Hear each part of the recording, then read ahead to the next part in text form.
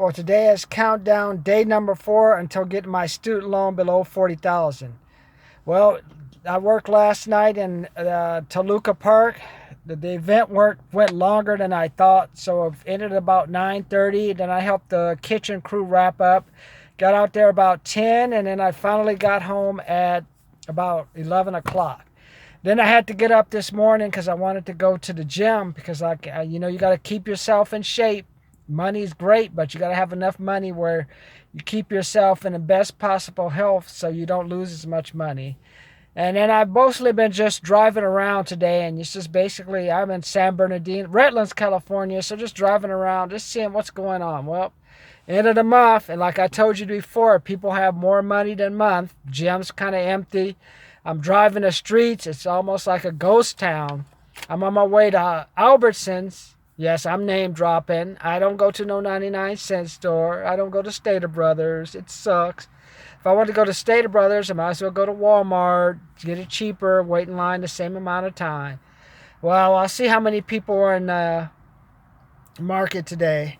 And I'm thinking about, well, what am I going to do after I get to that $40,000? Once that loan is about $39,500, what's next?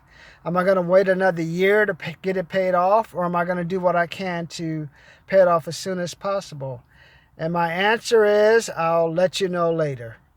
So basically what I'm also doing right now, I decided, well, maybe I need to start looking for a new apartment too. So I'm driving around. There's a new apartment complex going in. So I'll see, hey, maybe I'll get in there, be like the first tenant, get like that first deal, 1 month, 18 months free. So I'll do that. And then I'll decide, hey, what do I want to do? Do I want to try to rent a house, or do I want to rent a house, or do I want to rent a condo? So that's what I'm going to do next. And I'm thinking, well, I may or may not. So today, I really don't know what to talk about. So basically, I'll talk about 7 years. That's how long it took me to get my engineering license.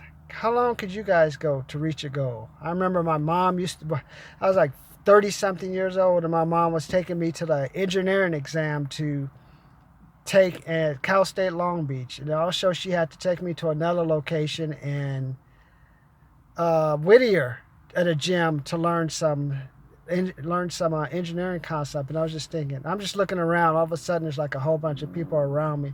Tried to find like a quiet location to talk. And I'm just thinking, well, I'm glad my parents pushed me. One thing I'm happy my parents pushed me to do was, they said, Martin, either you're going to pay rent to live here, or you're going to get out. So I remember I was trying to pay $100 to $200, and I was trying to buy like the groceries. And I'm like, no, son. The apartments on the outside cost you $400 or $500. You're going to pay something close to market here to stay. And then finally I remembered I couldn't handle it anymore, because like, you can't come home late at night. You got to come home at a certain time. Then I finally got my first apartment. That apartment was in Long Beach off of PCH Highway. That's after I had gotten my first job working as an engineer. And I was like, that rent was there was $795, plus you had to pay maybe an extra $50 for parking. So it's about $800. But that's how I learned like how to learn to live on my own. Because the only other time I lived on my own is when I tried to move in with my girlfriend. And that turned out to be a disaster, because one day I was at work and then I got a call saying, oh, Martin, the kitchen is on fire. I'm like, what do you mean the kitchen is on fire? So-and-so set the kitchen on fire. So I was working the second job, so I couldn't get out. So I finally, when I got home, it was actually a stove fire, but you could see how the flames sort of reached the roof. And you know what that meant was we weren't going to get a security deposit. So that's the only time I had actually, when I was an adult, other than being in college, that I lived with someone. And now just people just all of a sudden, they must like me, man. They say, look at this cool black face, we want some dark chocolate. So, and I remember I was with the guy yesterday, we were working, I was talking about, well, I remember this one time I let my girlfriend live with her, and I was like, well, we were having issues, and I said, why don't we just break up? You don't have to be around with me. Why don't you just go out with someone else? Oh, no, I want to go out. So then we go to the nightclub, and she ends up going home with this other guy. And then I got to bring all her friends home with me who were spending the night with me. It's just like a bad situation. So that was the last time I ever lived with a girl.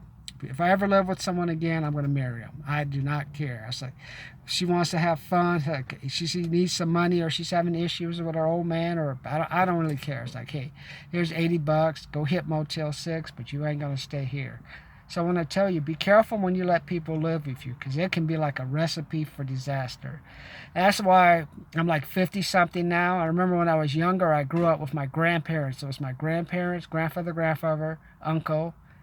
And then every so often there'd be like these random people that my grandmother would let stay with us, because she was a Baptist and she wanted to help people out. And I remember just always living in a crowded house. And then I went to college. It was the same thing. I lived with 4 roommates. And then after that, I moved in with another girl when I was in Davis after I graduated from college for about a year, another person. So probably for the last 10 years, I have not lived with anyone. I mean, I moved back home 2001, 2002. I moved back home to get my mother's house in order, and I stayed with my brother for a while. But that was the last time that I stayed with anyone.